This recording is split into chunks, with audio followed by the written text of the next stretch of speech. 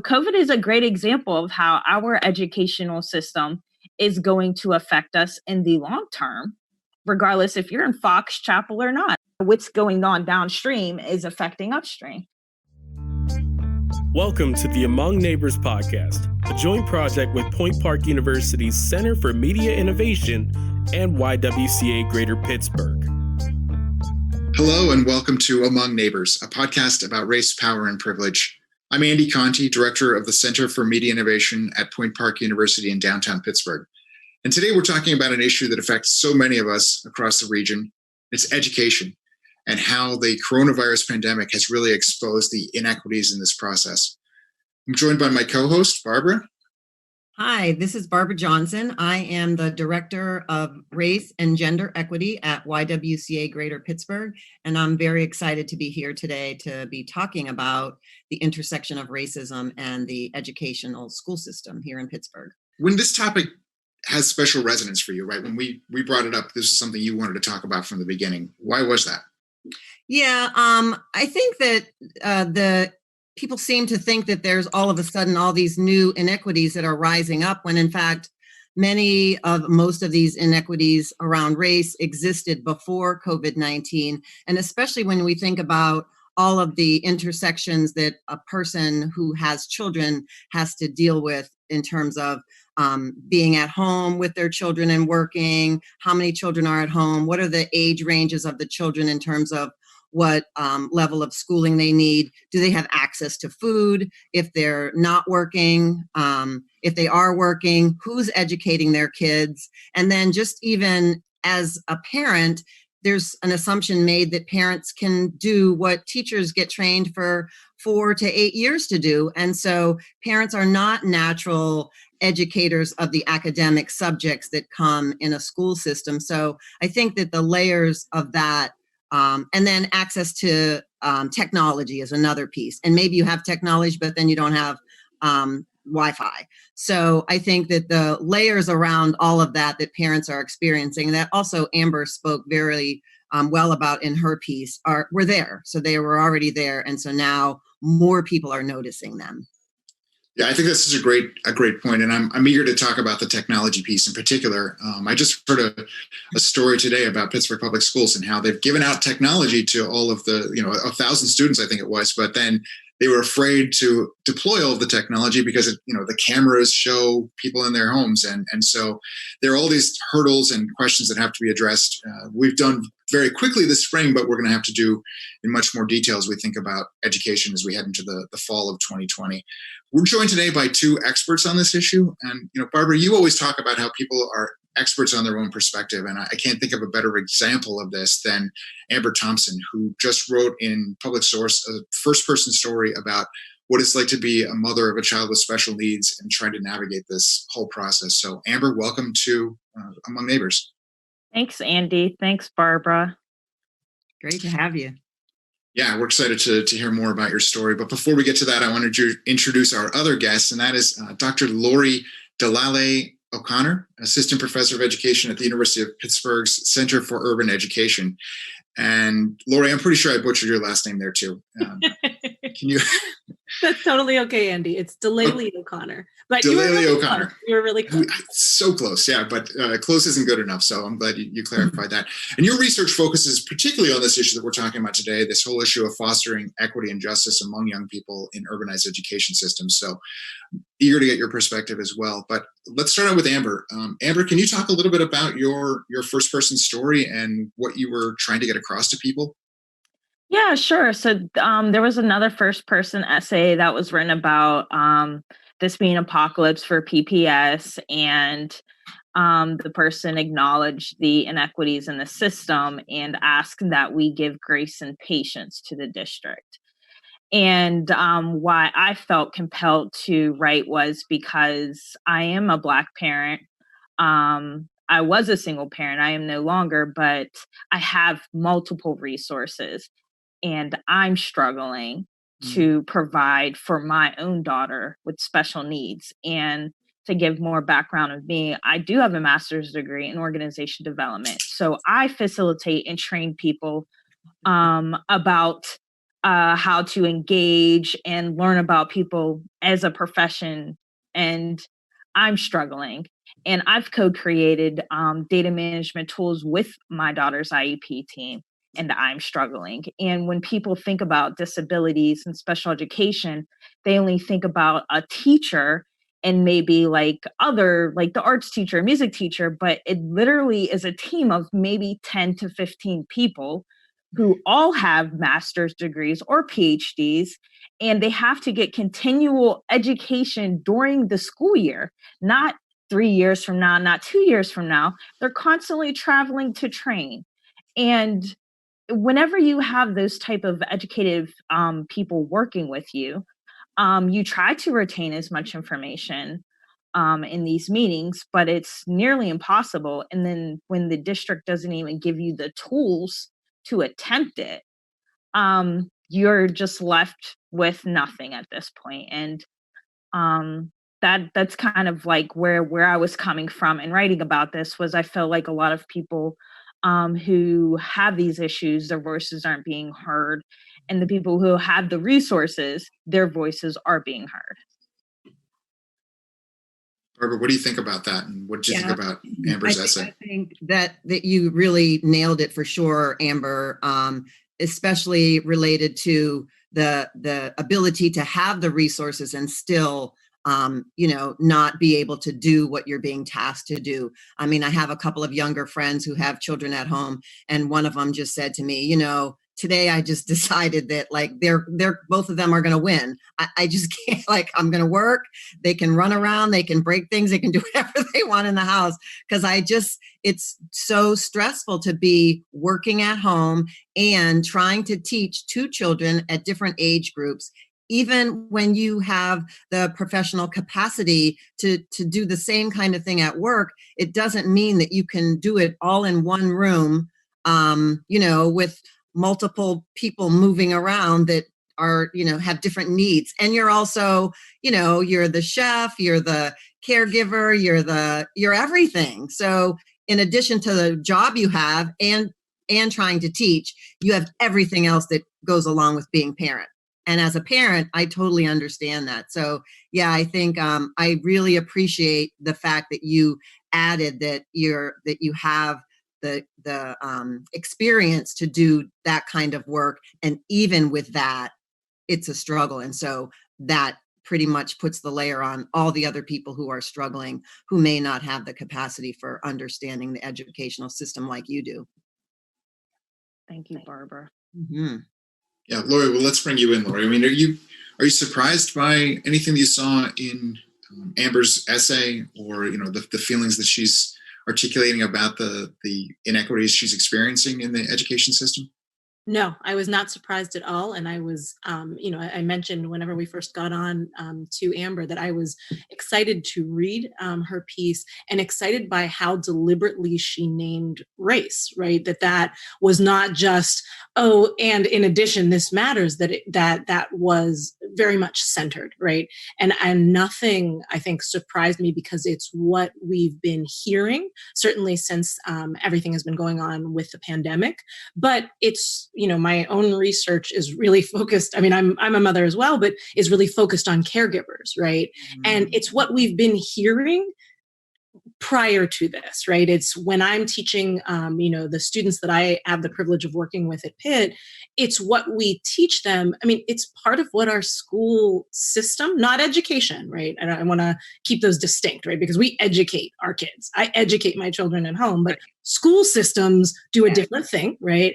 And it's part of what public education, public school systems were founded on, right? In particular for Black and brown families, is that marginalization, is that separation. And that, so it didn't surprise me. I just thought she wrote it beautifully, tied it both to her experience, but also to her knowledge base, right? So that it was clear, like, hey, don't think this is new, right? What's new is that I think more people are seeing it. I've had the opportunity to listen to some really great, podcasts like this one, different webinars, but that have been focused. And one of them I love is focused on, under the black light, because it's saying this stuff's always been here, right? It's just now, folks, it's coming to the fore for many more people. And so it's getting a different voice as a result of that. But no, I thought Amber laid it out beautifully, and I don't think a single word in there surprised me. Lori, could you talk about what makes it a racial issue? Because I think a lot of white people would look at it and say, well, this is a social economic issue that poor white people also face inequities. And so can you explain that? And I never want to say that other folks do not face inequities. That's not true. But I would push, and I wonder, what Amber would say about this, and Barbara and Andy, what you think. But to me, it's not a race issue. It's a racism issue. Mm-hmm. Right. It's not because a family is Black, a family is brown, that they are experiencing this. It is because, the intersections between education and healthcare and housing and employment are huge, right? I mean, so the education system just bears the brunt of all of those other inequities. And historically, we see the intersection, right, where you live, in particular in a segregated city like Pittsburgh. Yep. Determines what you have access to in terms of high quality food. Can you get that food delivered so you don't have to leave your house, right? And that's one additional thing. Can you get access to, now we're in a health moment, access to testing? Do people believe you when you're ill? Do you have access to public transportation? All of those things then intersect with education. So when I'm teaching, that's where we start, right? We don't start with, schools. We start with schools being this sort of microcosm of a broader society filled with racial inequities. And again, and not even to belabor this point, but my background's in sociology, right? And so we care a lot about that and the intersections of history, but our education systems now have been repurposed with goals that weren't their initial goals, right? Part of their initial goals was to make a more common set of folks to erase, in both the real spelling of the word and the raced spelling of the word, and to deculturize young people, right? To take them away from their families, if their families were Black and brown and immigrants who weren't considered white, right? Or their proximity to whiteness was different, to make them more, to standardize, right? And so it's not surprising to me that systems that were designed to do that continue to do it, even though we try to make them do something else. Yeah, that's really, I think it's really interesting to constantly remind ourselves of the fact that racism is a part of our history, and that the trajectory continues. It just looks different in different situations. And so the oppression shows up in different ways. And but it's always been there. It's been there since the beginning of slavery. So hundreds and hundreds of years where it's just changed its look. Absolutely. Yeah. And in regards to Pittsburgh Public, we have so much data that ties the systemic discrimination and the systemic racism back to schools, back to their programming, back to their special programming, not only for students with disability, but gifted students. Absolutely.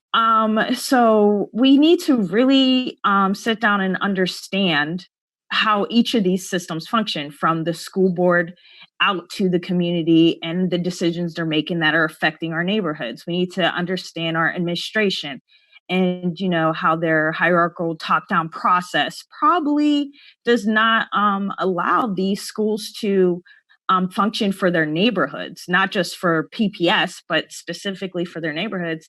And then what kind of training and what kind of resources are we giving our students and our teachers to actually address the needs and the issues that they want? I love the community and school model, but we're not really engaging our community to be part of this model. Absolutely. And I think that's one thing that you did so well, Amber, in that piece was you had the present moment, but then you went back and said, about disciplinary disparities, right? In particular for our young Black girls in the city, tying it back to, this just didn't start This isn't new, Yes. right? This is just a different manifestation. And I just thought you did that so well. But to say like, yep, this is just another example or another moment where we're seeing these disparities.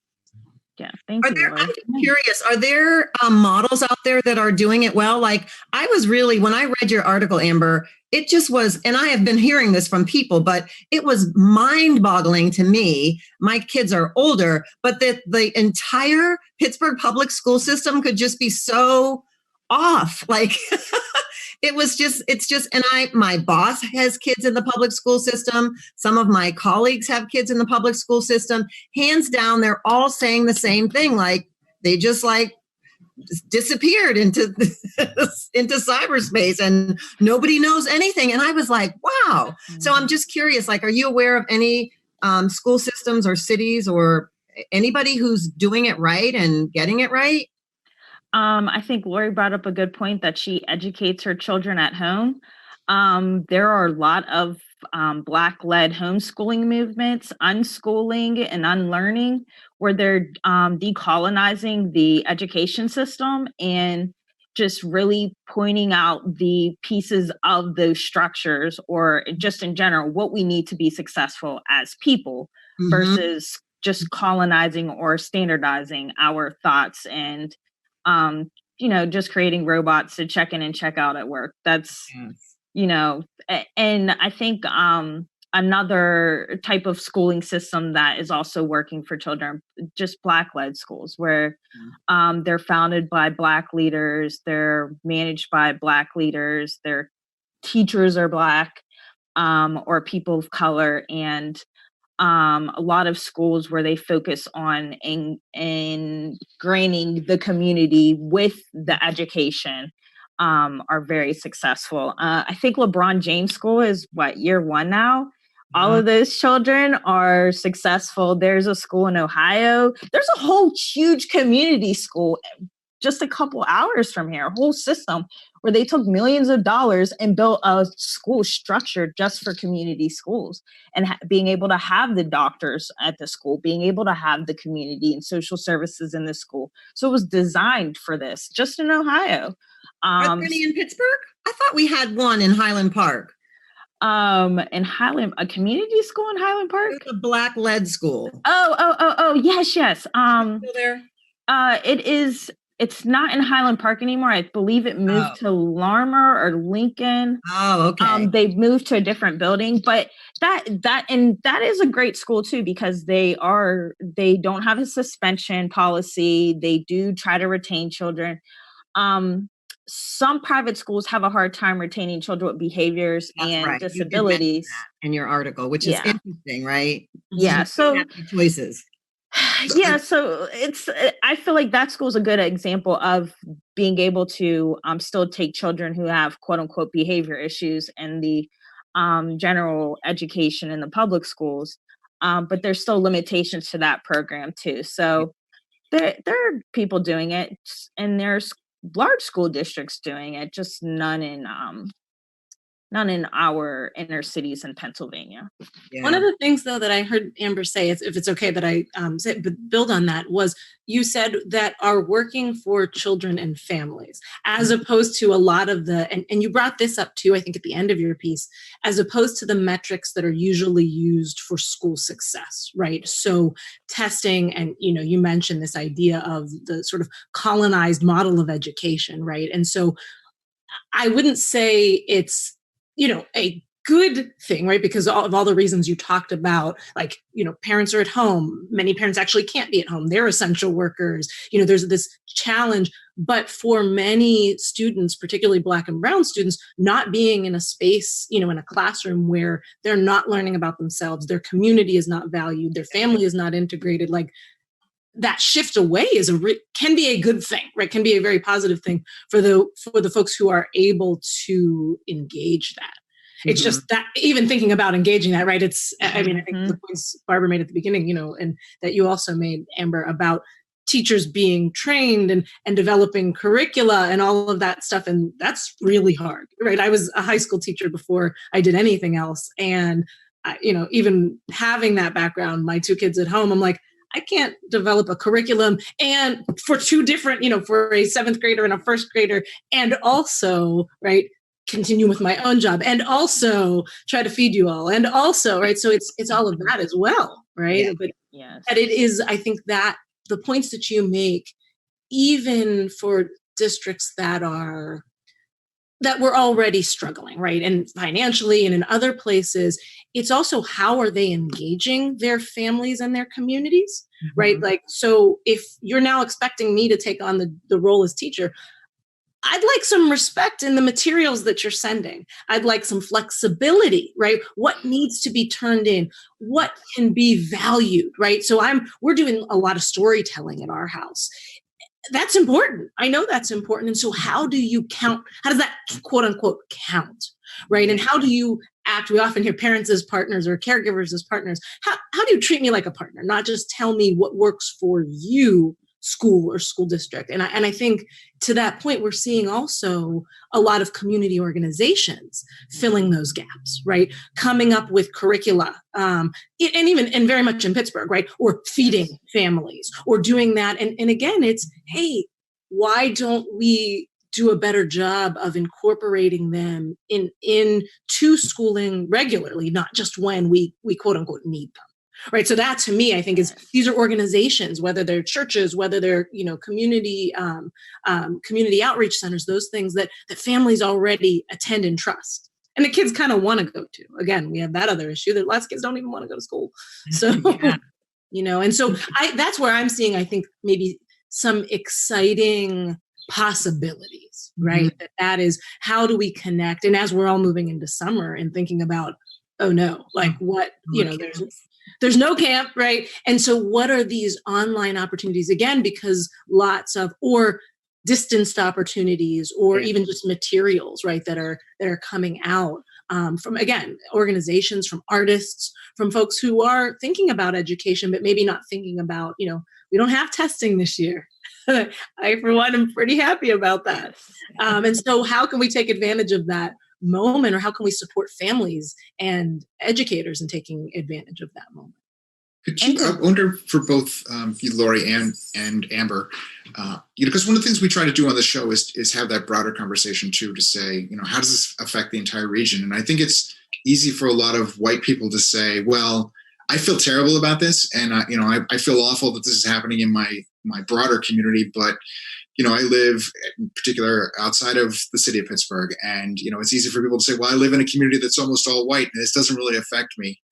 But as we try to talk about in here, these are the kinds of things that affect all of us, because they affect our entire community, and they really get to the core of what it means to be a member of society.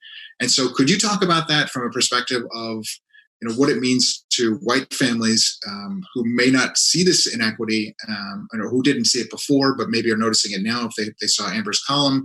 How should they look at that, and then how should they react? Are there things that they could be doing to address this issue?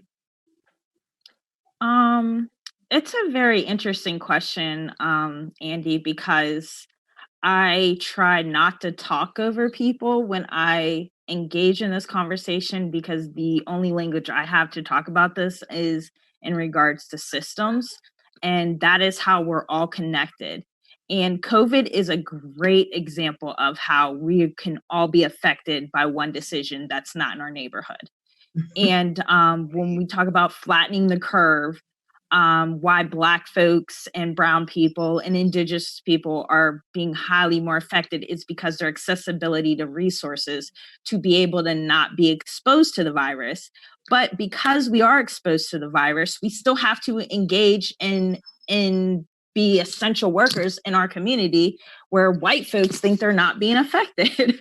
So COVID is a great example of how our educational system is going to affect us in the long term, regardless if you're in Fox Chapel or not. I just did an interview with a student in Fox Chapel where their history class is talking about the socioeconomic impacts on them in Fox Chapel from the city. So how are what's going on downstream is affecting upstream.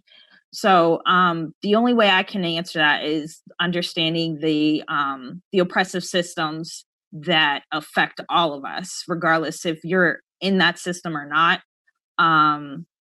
the trickle downness of it does happen, and COVID is a great example.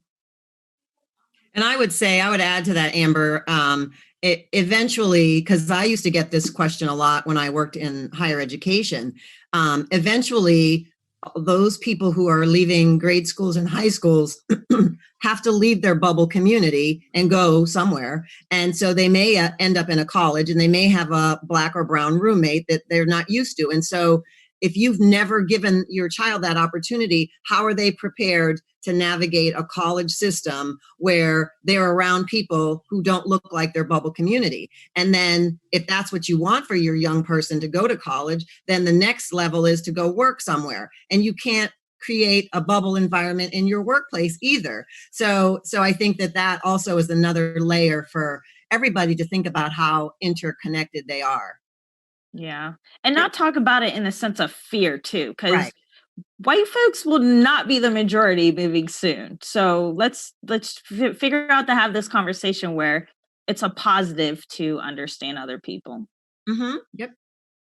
Yeah, I think you both say it really well in terms, especially at the point that Amber made about systems, right?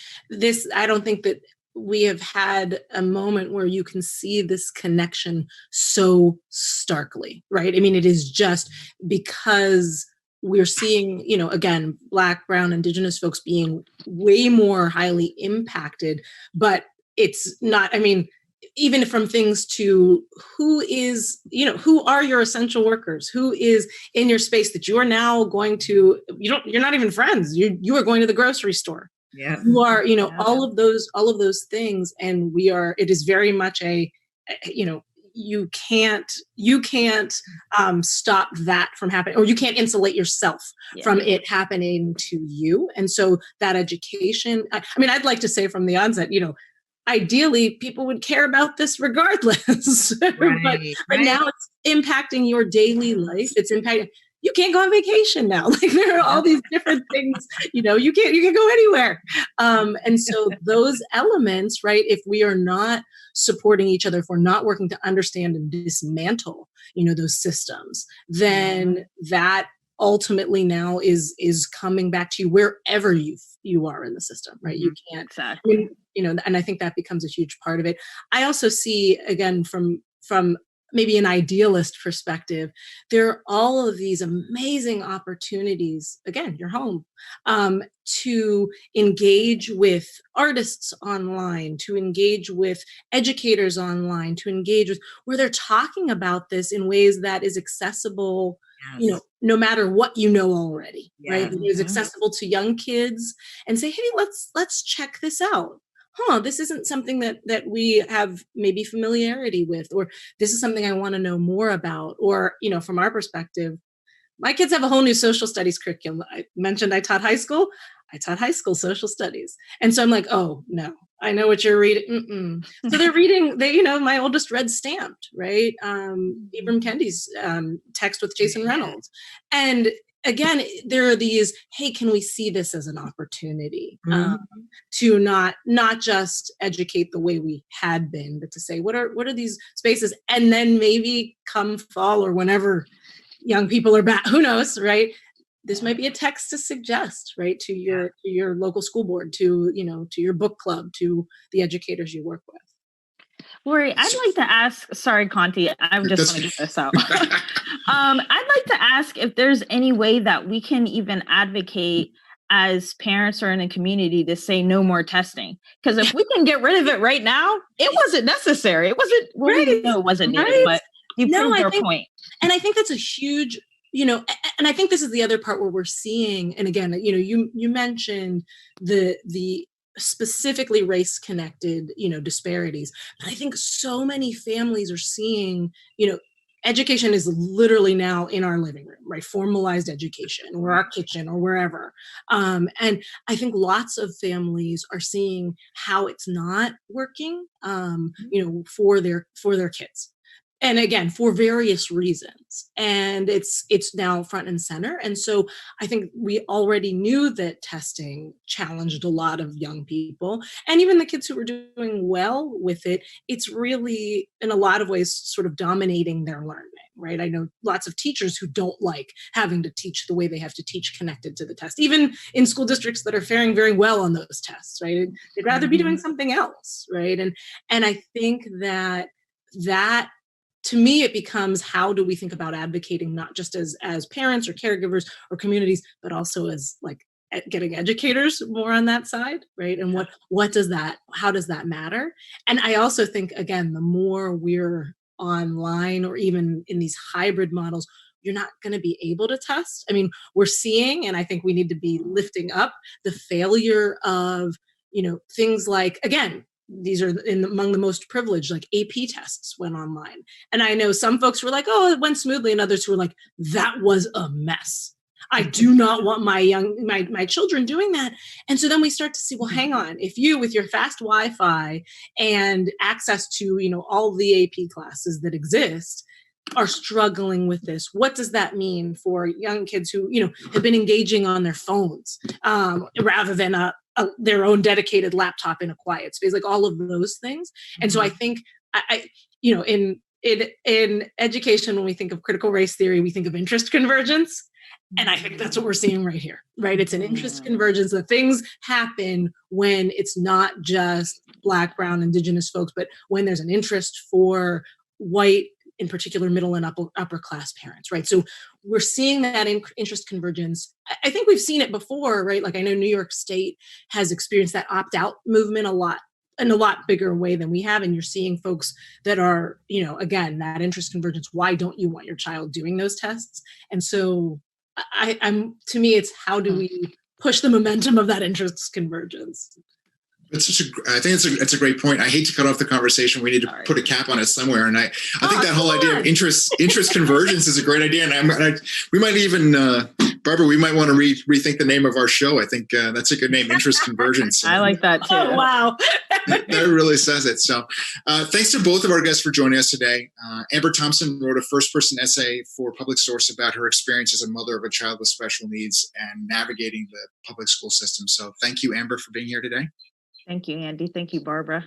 Yeah. And Dr. Lori Delale-O'Connor teaches education at the University of Pittsburgh Center for Urban Education. And thank you so much for your work and for your insights today, Lori. Oh, thank you, Andy. And thank you, Barbara. And I'm so glad I got to meet Amber as well. This is a great conversation. Right. It's nice when you can always bring people together. So that's great. Barbara, what did you think about the discussion today? And in terms of the broader thing that we're always thinking about, this issue of race, power, and privilege, and cutting across the racial lines in Pittsburgh and the broader Southwestern Pennsylvania community? Well, I think that this conversation definitely sealed how you opened when we talk about how everybody is an expert in their own life. And so when we think about education, as Lori put it, I think that it's very important that parents now, based on all that they've been through in the past, 3 months, should be seen by the school districts and the systems as partners. You're a partner in the education of my child. I am your partner. We need to do this together, and we need to be together. People's real life stories are really, really important. And if you pay attention to the stories of the people and engage the people who are part of the system that you want to make work, it can get better. And I think that this was a perfect example of how, parents who are home with their kids are the best teachers for their kids, maybe not so much in the systems that we've created, but we can put those together and make something good. Among Neighbors, a podcast about race, power, and privilege, is produced by Tyler Polk, and it is a joint project of YWCA of Greater Pittsburgh and the Center for Media Innovation at Point Park University. To hear other episodes, please visit pointpark.edu/CMI or search for Among Neighbors wherever you listen to podcasts. Thank you for listening to the Among Neighbors podcast. This podcast was produced by Tyler Polk. Audio versions of Among Neighbors is available on TuneIn, Google Podcasts, and Spotify. Video version available on YouTube.